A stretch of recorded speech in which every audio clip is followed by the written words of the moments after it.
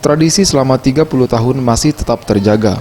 Setiap tanggal 10 Muharram, kediaman Ustadz Taufik Asnuri selalu ramai didatangi warga untuk mendapatkan bubur Asyura yang berada di 12 ulu.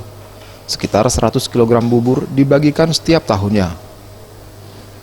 Ustadz Taufik Asnuri mengatakan, untuk bubur ini merupakan hasil sumbangan dari donatur. Dalam sekali masak disiapkan 10 tungku, setiap tungku bermuatan 10 kg.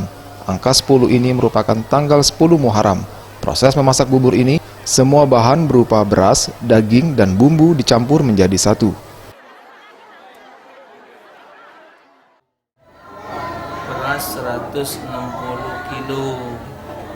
Ini gerengsengnya wadah muat bubur jumlahnya 10. 10 ini nunjukkan 10 Muharram.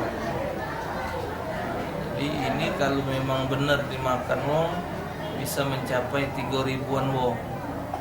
Kalau memang dimakan dibagi secara rata. Cuman ya cara wong ada yang double, ada yang banyak. Ini semua adalah untuk menyenangkan duafa. Siapa yang kepengen makannya dipersilakan. Sebanyak 3.000 porsi disiapkan untuk hari spesial 10 Muharram ini, dengan makna dapat saling berbagi. Tim Liputan Sriwijaya TV.